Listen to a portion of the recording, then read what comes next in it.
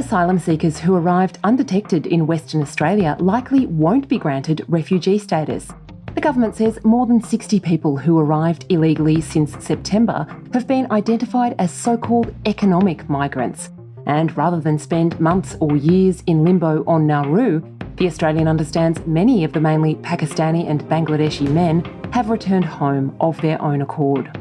Live on theaustralian.com.au right now, what Operation Sovereign Borders is doing to squash new people smuggling ventures.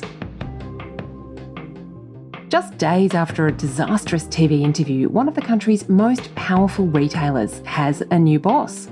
But Woolworths claims this isn't a sudden axing. In today's episode, we dig into what's really going on in our supermarkets as the cost of living crisis bites.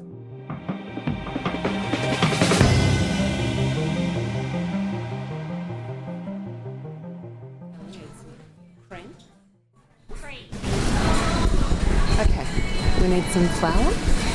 Okay, flour. Okay, self-raising flour. How much is that? It is $3.40. This is a typical after-work supermarket shop. Some snacks, a loaf of bread, a bag of coffee beans, flour and butter. How much is that? $87.95. I'm at my local Woolworths, where there's one person manning a checkout and lots of families scanning and bagging their own groceries. There we go. What kind of You wouldn't know it, but this is a business in crisis. Chief Executive Brad Banducci has suddenly departed after a tough few months and a shocker of an interview. It's not true, and it is not true. In a program aired on Monday, Banducci gave a crew from the ABC's Four Corners program a bit of TV gold. He lost his temper in an interview and stormed off camera. Under questioning from journalist Angus Grigg, Banducci, who earned $7.7 million last year, sat in a Woolies store wearing the kind of t-shirt and name badge you see store managers and checkout operators wearing. During the interview, Banducci objected to a criticism from former competition czar Rod Sims, who says Australians are paying more because the supermarket sector is not competitive enough. The risk people have is... the former head of the Competition Commission says his words are that retired, by the way. I don't think you would impugn his integrity and his understanding of competition law. I'm just saying the world has got much more competitive. He retired 18 months ago. He's not... And then regretted what he'd said and asked the journalist to take his comments out of the story. Okay, can we take that out? Is that okay? He is retired, but I shouldn't have said that, Angus. Are we going to leave it in there if we are? Well, we're on the record. You said it. Let's move on, but... Yeah. Yeah, no, I think I'm done, guys. I do this with good intent. I don't do this with bad intent. No. You're walking out, really? No. Can we just... A Woolies corporate affairs executive, also wearing a t-shirt and name badge, rushes over to throw himself on the grenade Banducci is about to explode. Brad, he says as he strides over. Really? No. Can we just talk through Brad for a sec? Let me just have a minute. We'll be finished in a second.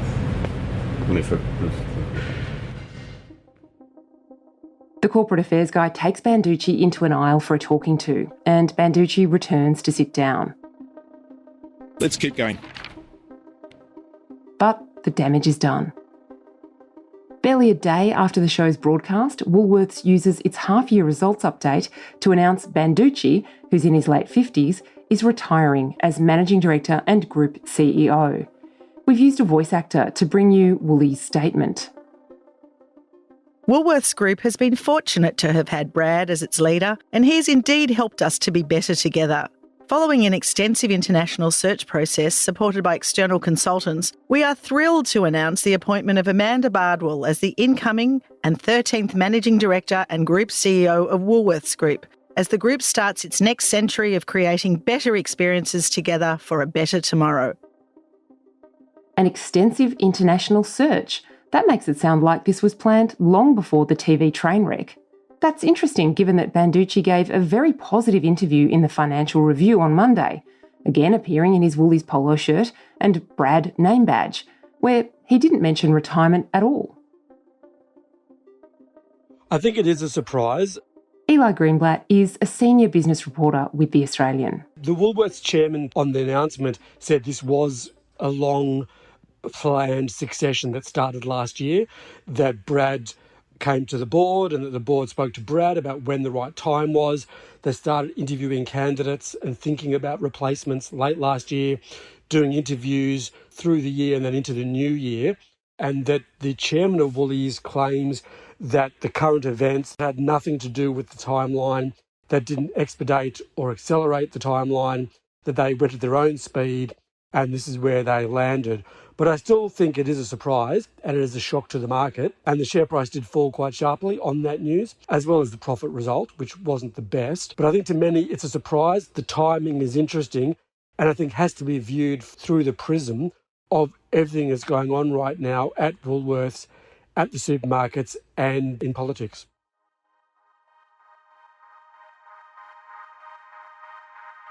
It's been a tough start to 2024 for Brad Banducci.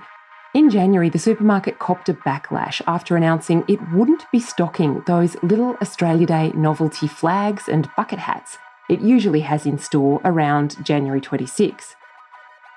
In a statement at the time, Woolies said the Australia Day merch didn't sell well and added there was broader discussion about 26 January and what it means to different parts of the community. Opposition leader Peter Dutton called for customers to boycott Woolworths. I would advise very strongly to take your business elsewhere, to go to IGA or Coles or Aldi. And I think until we get common sense out of a company like Woolworths, I don't think they should be supported by the public.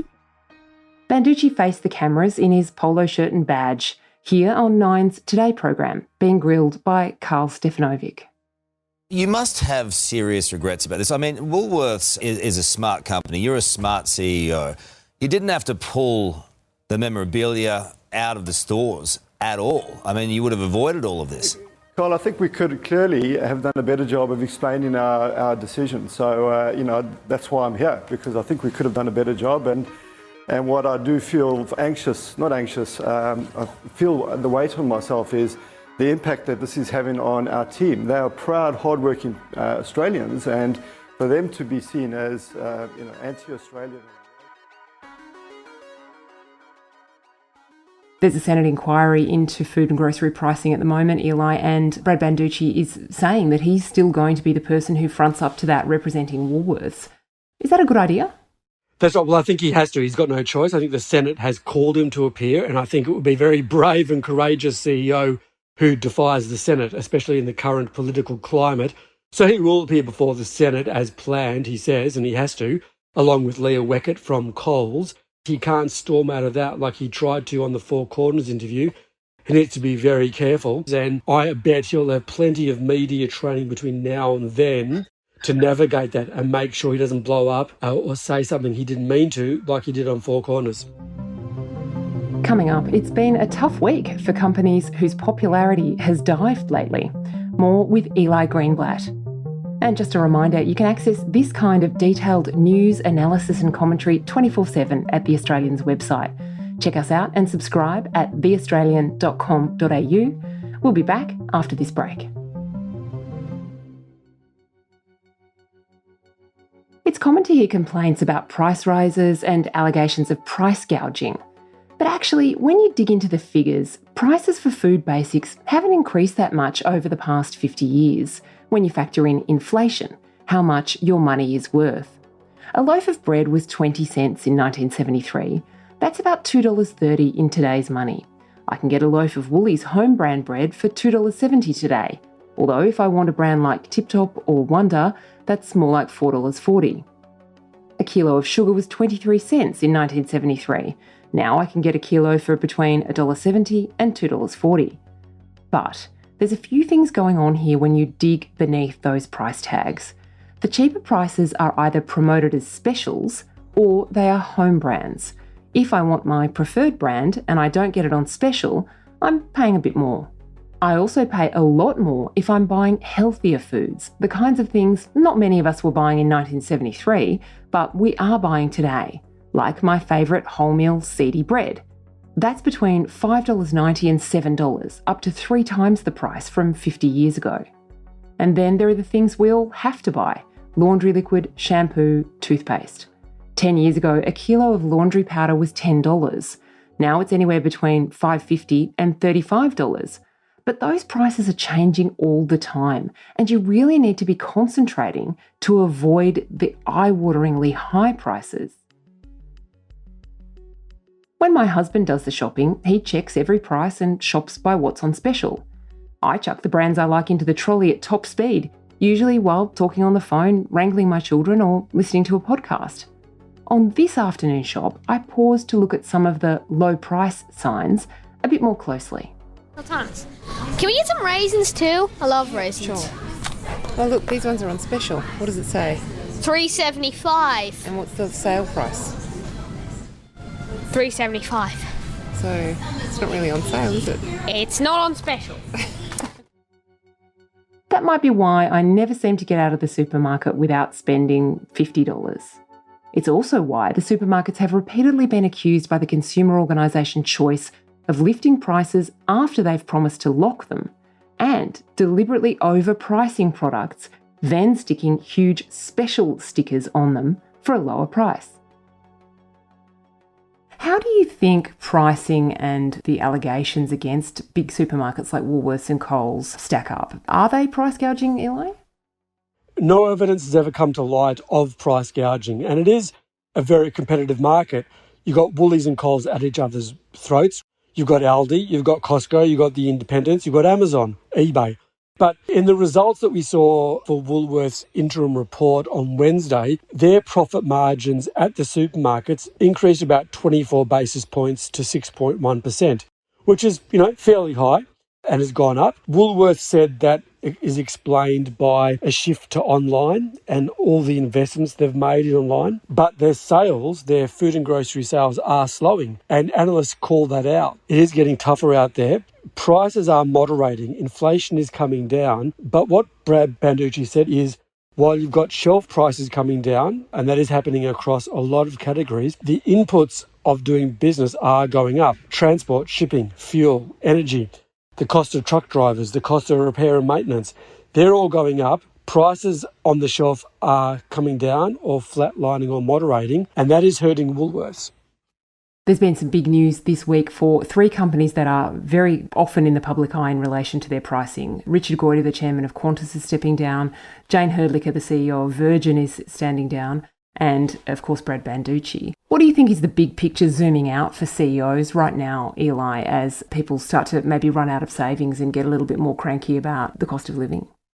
Yes, there is some crankiness out there, perhaps some to be expected and understood. There's also a lot of political heat.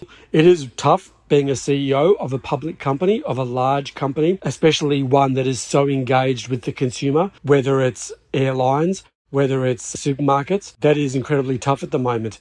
And you need to be explaining what you're doing, and you've really got to be looking after 2 stakeholders, sometimes who are opposed to each other. Consumers, you need to have low prices, but shareholders who own the business are demanding adequate returns, demanding better profits, and that's a tough line to balance.